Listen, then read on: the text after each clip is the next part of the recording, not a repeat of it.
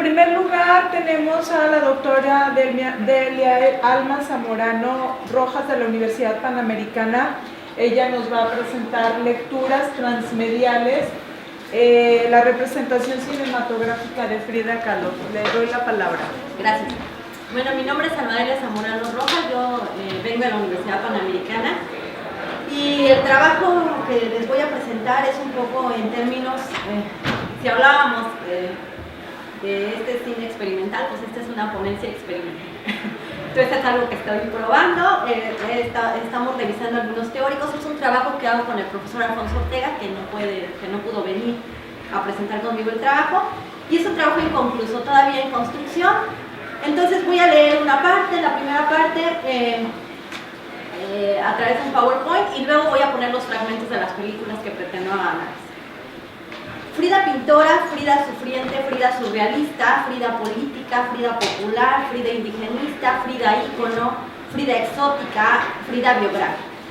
Muchas son las dimensiones desde las que ha sido estudiada la figura de Frida Kahlo, que la han convertido en una de las mujeres más emblemáticas del siglo XX dentro de la cultura y el nacionalismo mexicano. Mientras que en el ámbito internacional, a través del fenómeno de la fridomanía, esta pintora ha rebasado los contextos artísticos y estéticos, cruzando la dimensionalidad de su obra a través de su difusión en objetos cotidianos.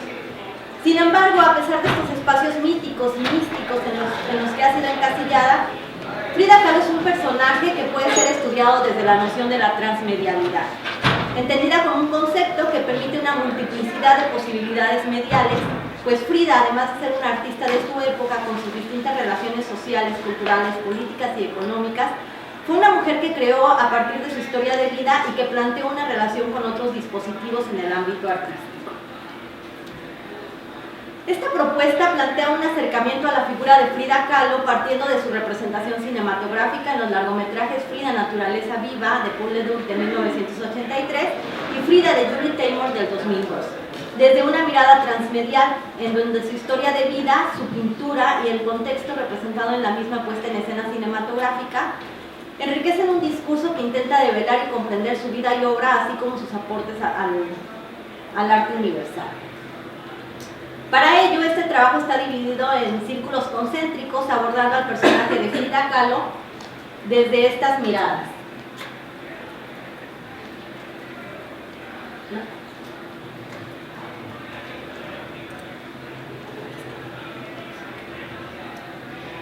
Vamos a empezar un poco con la biografía, que creo que es de sobra conocida, me voy a ir muy rápido, a manera de biografía. Hablar de artistas mexicanos y de pintores, aparece de inmediato el nombre de Magdalena Carmen Frida Kahlo, ya que gracias a sus exóticas obras, indumentaria y participación política ha llegado a posicionarse como la pintora de México. Nacida en 1907 en Coyoacán, Frida Kahlo en su infancia sería conocida entre sus compañeros como Frida Pata de Palo, uno de los estragos que la polio le dejó. Aunado a ello, a los 18 años de vida, la vida de Frida se complicaría aún más tras sufrir un accidente en un tranvía que le ocasionaría continuos malestares por el resto de su vida. Sin embargo, fue así como todavía en cama aprendió a utilizar el pincel y el lienzo. Unos cuantos años después, en 1929, tras una complicada recuperación con constantes recaídas, Frida contrajo matrimonio con el pintor Diego Rivera, quien se convertiría en su fuente de inspiración, su sostén en la enfermedad, su mayor admirador y sobre todo quien la conduciría por un mundo novedoso, el de la fama, la política y la boda. Poco a poco Frida comenzó a plasmar su sufrimiento en sus pinturas, acompañadas en ocasiones por breves frases situadas debajo de las mismas o dentro de las mismas, y simultáneamente y de manera más privada la pintora dibujaba, escribía o simplemente garabateaba en un diario personal, un documento que ha permitido conocer de manera póstuma a una Frida más íntima y vulnerable ante el dolor. Mucho se ha hablado acerca del arte de Frida. Muchos críticos se niegan a ubicarla dentro de alguna de las vanguardias pictóricas imperantes en la época. No obstante, André Breton se empeñó en incluirla dentro de una exposición surrealista, aun cuando la misma Frida negó que perteneciera a esta corriente. Los romances, amorías e infidelidades fueron un factor común en la relación entre Frida y Diego, mientras él se involucró con varias mujeres, incluida la hermana menor de la pintora, Cristina. Frida sostuvo relaciones extramaritales tanto con hombres como con mujeres, entre los que figuraron León Trotsky, Nicolás Murray, Jacqueline Lamba, Chabela Vargas, entre otros. Todas estas situaciones, aunadas a la imposibilidad de Frida de procrear, trajeron como consecuencia su divorcio, cuya duración sería de tan solo 2 meses antes de volver a contraer matrimonio. En 1953, tras su primera exposición individual en México, la salud de Frida empeoró drásticamente. Los médicos se vieron obligados a amputarle una pierna como consecuencia de una infección por gangrena. Finalmente, Frida Kahlo falleció el 13 de julio de 1954, dejando como herencia su experiencia de vida, sus romances, su obra pictórica y sobre todo, como señala Gerard de Constance, una belleza terrible.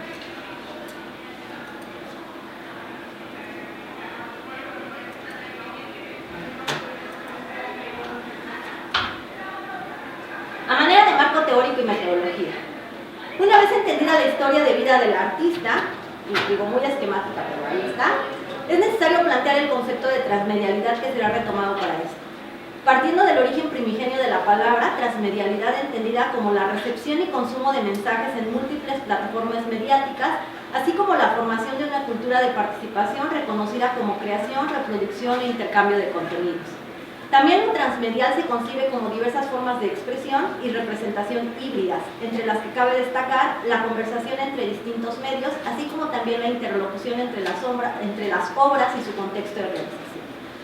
Basándonos en autores como Barr, Berringer, Foster y Kramer, hay que señalar también que la palabra trans expresa ese carácter nómada en el proceso de intercambio medial, que cambia y se reacondiciona dependiendo del momento histórico y de la disciplina a través de la cual se plantea la mirada. Aunado a ello, esta construcción de lo transmedial permite el análisis de los distintos medios insertos en los procesos culturales, accediendo a los objetos intercalados en procesos que conforman la cultura, el arte y la ciencia. Pues la transmedialidad es, y cito, una estrategia condicionada estéticamente que implica una relación y orden de elementos que a su vez proceden de campos transculturales, transtextuales y transdisciplinarios, porque se alimentan de sistemas y subsistemas.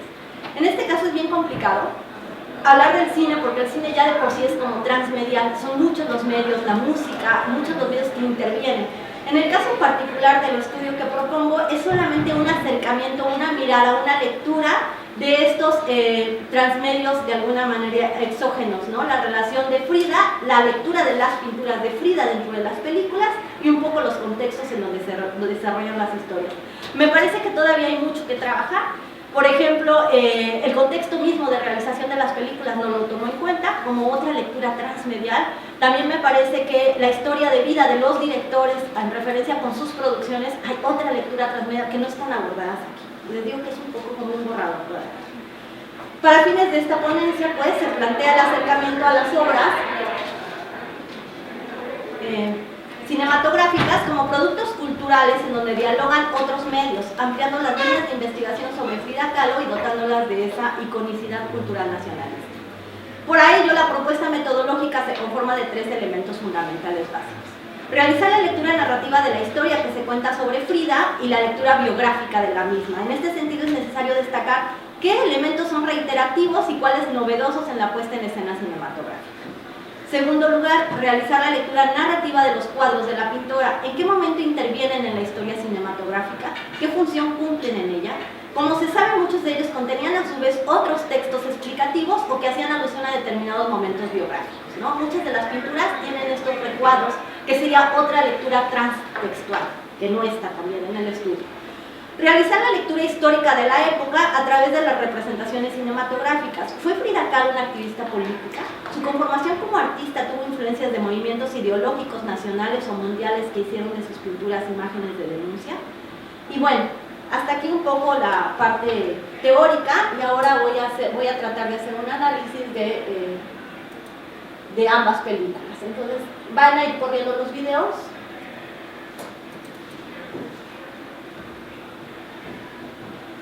Ok, esta es la primera, Frida, Naturaleza Viva.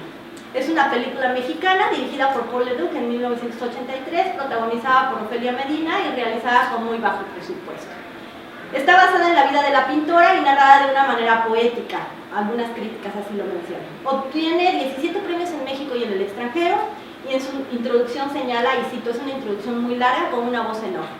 Desde su lecho de moribunda, Frida Kahlo, la gran pintora, reconstruye acorde a las auténticas palpitaciones de la memoria, es decir, de una manera inconexa y fragmentada, únicamente a través de las imágenes, su vida y su obra, que fue medular en la época del muralismo mexicano. Recuerda así su desgraciada condición humana, poliomielitis, fracturas, abortos, operaciones, amputación de una pierna. Evoca también sus andanzas políticas, siempre cerca de Marx, de Zapata y de la Revolución Mexicana, siempre lejos de la férrea voluntad estaliniana. De idéntica manera, rememora sus intensas relaciones amorosas y familiares con su padre y con su hermana, con su esposo, el muralista Diego Rivera, con León Trotsky, el profeta del destierro, y con dos personajes masculinos y femeninos. De igual modo, recuerda la triunfal exposición durante la cual su obra vino finalmente a ser reconocida y valorada. De pronto, mientras ella daba vivas a la vida y a la libertad, interrumpe la muerte aquel caótico torrente de imágenes recuerdo. Hoy Frida Kahlo es la más cotizada pintora de Iberoamérica. Fin de la cita. Como lo indica esta introducción, la película está construida por medio de fragmentos, de ires y venires en la vida de Frida Kahlo, teniendo como único hilo conductor la agonía de la pintora, y a partir de ahí distintos recuerdos, flashbacks, se van sucediendo, a veces más recientes y otros más de antaño. Ahora vamos a hacer la primera vinculación, la biografía versus la película. A manera de memoria rota, la película se acerca a determinados momentos a través de intervalos que por medio de cortes directos van reconstruyendo el mosaico de su existencia. Los instantes rememorados en Frida, Naturaleza Viva, son su muerte y velación en el Palacio de Bellas Artes. Se hace alusión a la bandera comunista que es puesta sobre su féretro. Su niñez en la Casa Azul y su afición por el dibujo. La profesión de su padre y el gusto por lo popular, las marionetas, los cuentos y los juegos. Su enfermedad de poliomielitis, los cuidados, su relación con su hermana siempre en el sentido de complicidad, su primer estuche de dibujo. Su relación con Diego Rivera, con muchos matices, su intimidad, sus conversaciones, los regalos, la disparidad de caracteres, la complicidad y afinidad política, sus ideas revolucionarias, la infidelidad, su necesidad de cuidar y de ser cuidada. Su ideología marxista, su admiración por Zapata, Villa y la revolución, sus ideales por la paz y la justicia, sus críticas mordaces contra el gobierno, su admiración por Trotsky y por el pensamiento comunista, el gusto y la afición de Frida por la música y la ópera, la admiración hacia la cultura popular y las costumbres tradicionales, por la comida, la cocina, la vestimenta regional y la joyería, su pensamiento sobre el nacionalismo y el indigenismo, la Casa Azul, sus mascotas, sus jardines y su pasión por el cine. El ambiente bohemio de los artistas de la época, entre canciones, bebidas y cigarros, las relaciones sin fronteras entre hombres y mujeres, su accidente y su incapacidad motriz, la silla de ruedas, los corsés, el dolor, la morfina, la pérdida de la pierna y una larga agonía. Una leve alusión a su faceta de madre frustrada, el aborto y la imposibilidad de la maternidad. Y finalmente su faceta como artista, como pintora que usa su obra como una extensión de sí misma. Un acontecimiento a destacar es la exposición que se lleva a cabo en la Ciudad de México, con la que Frida logra un reconocimiento en principio nacional, pero que la convertiría en la pintora más importante de México. Aquí es importante mencionar que está esta imagen icónica en donde Frida es llevada en su cama a la exposición, ¿no? Ahora vamos a leer un poco las pinturas, que creo que está ahorita justo en pantalla. Aquí la propuesta es establecer la relación entre la obra pictórica del artista con su contexto de realización, el diálogo entre pintura y vida personal. Sin embargo, debido a la fragmentación narrativa de la historia contada en Frida, Naturaleza Viva, en donde los pedazos de su vida son alterados en orden narratológico a través de los flashbacks, no se lleva a cabo esta relación estrecha con la vida de la pintora. Lo que sí hay que destacar es que los contextos en los que aparecen las pinturas son principalmente de soledad. Es Frida Kahlo sola ante el espejo expresando su sentir con el pincel o en la misma mirada de añoranza de la pintora por su propia obra. Las pinturas que aparecen en la película, bueno, pues tengo aquí listado las dos Fridas, autorretrato con mono, la columna rota, autorretrato con monito, con collar de espinas, con trenzas, la máscara. Esta que veíamos, la última, el boceto ruina, es la única pintura que responde a un momento histórico determinado, la infidelidad de Diego. En orden cronológico, Frida descubre a Diego en su estudio pintando una mujer desnuda con quien la engaña y esta mujer es su hermana. Inmediatamente después, Frida boceta Ruina con el encabezado de Avenida de Lima. Después, otra serie de películas, de pinturas aparecen en la pantalla: Autorretrato con collar, Mi nacimiento, Boceto accidente, Sin esperanza, Árbol de la vida.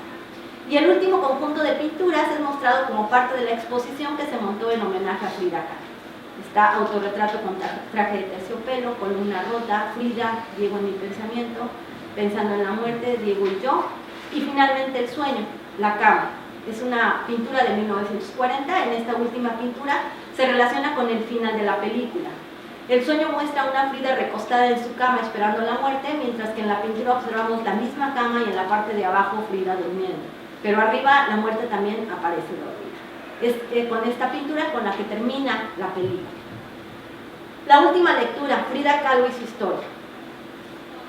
Y la historia en general. En esta última parte caben destacar algunos elementos importantes que hacen alusión al contexto histórico nacional e internacional.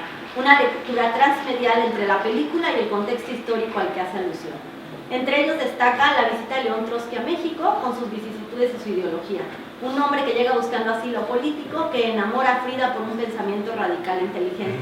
En esta versión es Frida la que le da, la que le abre las puertas a Trotsky, y en la otra versión es al revés, es Diego Rivera el que obliga un poco a Frida, ¿no? El apoyo a Sandino, la guerra civil española, la caída de las bombas atómicas, el ascenso de ideologías como Hitler y Mussolini, ¿no? Y también hay una serie de guiños cinematográficos a través de pancartas, a través de marchas, se leen algunos textos como Zapata vive, Tierra y Libertad, Paz, ¿no? Entonces creo que todo esto nos da un contexto. Vámonos rápidamente, porque ya me queda muy poco tiempo, a la otra figura.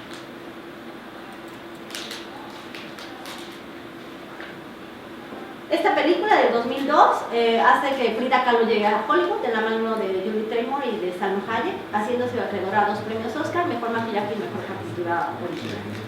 Otra vez se aborda la vida de la famosa pintora mexicana a través de un flashback. Dentro de su primera lectura, la relación de la vida o cuáles son los elementos de la vida de Frida que son llevados a la pantalla, una joven Frida que estudia en el Colegio San Ildefonso, rebelde, con sueños para el futuro.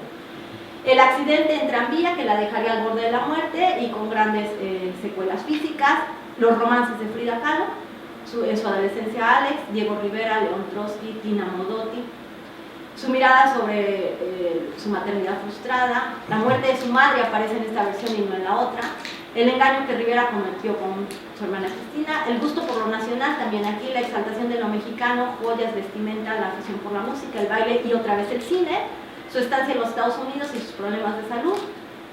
Se mencionan problemas económicos, el divorcio. Dentro de la segunda lectura, la parte de la pintura, es el elemento que mejor se aborda en la transmedialidad en esta película a través de la vieja cinematográfica y la obra pictórica. Este fenómeno se explica vinculando determinados sucesos personales de la vida de la pintora e inmediatamente después la creación plástica, que además en la mayoría de los casos cobra vida, es decir, los cuadros adquieren vida por animación como producto de su forma de ver el mundo. En el caso de esta cinta, las pinturas se van sucediendo en orden cronológico como la vida de la pintora misma, apareciendo, también es una lista muy larga, autorretrato con traje de terciopelo, la cual es alterada agregándole una dirección en la esquina derecha, Frida y Diego, Henry Ford Hospital, mi vestido cuelga ahí, autorretrato con el cabello corto, con la frase que se convierte en un enorme letrero en la puesta en escena cinematográfica, mira que si te quise fue por el pelo, ahora que estás pelona ya no te quiero. El suicidio de Dorothy Hearst con el texto explicativo a manera de retablo, las 2 Fridas, la columna rota, el venado herido, etcétera, etcétera. La última pintura, El sueño, con esta también termina la película de Julie Taymor de la misma manera que la versión de León, solo que en esta Frida dormida en la parte de abajo, Arden, ¿no? Frida Kahlo y la historia. Finalmente también vemos una lectura en donde se da una expansión de la postura comunista en el mundo, un mundo artístico, intelectual de los años 30 y 40 bohemio, un México que se concibe culturalmente rico y cambiante, y también encontramos una serie de frases sueltas pro comunismo. Un poco para cerrar, a manera de conclusión, con respecto a la primera lectura transmedial, ambas películas hacen alusión a acontecimientos históricos de la vida de la pintora sustanciales en su biografía. La poliomielitis más en la versión de Ledoux que en la de Taymor, la adolescencia más en la de Taymor que en la de Ledoux, el accidente en tranvía en ambas películas, el casamiento con Diego Rivera, el aborto, infidelidades, divorcio, aventuras extramaritales, soledad. La exposición nacional de la obra de Frida, la pérdida de su pierna y la muerte. Aquí cabe señalar que en el caso de la Frida de Ledoux se remarca más la gran influencia de Guillermo Kahlo en el carácter de la pintora, su gusto por lo popular, lo exótico y su mirada estética y artística. En el caso de Frida, de Taymor, es Diego Rivera quien la conduce por los ámbitos estéticos y artísticos, siendo él el responsable por su gusto por lo popular, lo indigenista, lo nacionalista y lo exótico. También en esta última película se aborda el capítulo de Frida en el extranjero, sus visitas a Estados Unidos y Francia, que en la otra ni siquiera aparece. Quizá por ello, y claro, por ser un producto hollywoodense, que sería otra lectura, se retrata una Frida más nacionalista, más mexicana. Con respecto a la lectura de pintura-biografía, en ambas cintas es posible encontrarse con muchas licencias, ¿no? Algunas más poéticas, otras más por razones de la obra misma. En general, en Frida Naturaleza Viva, la reproducción de los cuadros tiene inexactitudes en tamaños, aparecen incluso volteadas las pinturas, en las dos Fridas una pintura corresponde a la otra, o una Frida está del otro lado, colores y tamaños, ¿no? O sea, pinturas chiquitas, pinturas enormes. Mientras que en Frida Taymor, el cambio y la transformación de los cuadros vivos como licencias poéticas permiten generar un vínculo más estrecho entre la obra del artista y el relato cinematográfico. Finalmente, en la lectura de la historia, en Frida Naturaleza Viva, la construcción de este personaje obedece a una formación y gusto popular desde la niñez y en una transformación ideológica en la juventud. Es el retrato de una mujer fuerte con un gran compromiso político que no nace de la influencia de Rivera, sino de un cúmulo de acontecimientos históricos que la marcan y marcan su obra. Son mucho más los lazos transmediales que dialogan. Mientras que en el caso de la Frida de Taymor, sí hay una mirada más condescendiente de una Frida como una mujer que al lado de Diego Rivera encuentra una corriente política y construye a partir de su ideología y de su historia de vida. A manera de cierre, se puede decir que Frida Kahlo se ha convertido en una leyenda, en un referente cultural que rebasa la mitología de la pintura creada sobre sí misma, una historia de vida por demás conocida, un cuerpo de obra rico en detalles y rememorado en 1001 aproximaciones, tratando de explicar el sentir del artista, que puede ahora tender otra línea transmedial a través de la puesta en escena cinematográfica, con estas dos miradas que abonan en la construcción de una Frida sufriente y llena de pasión. Muchas gracias.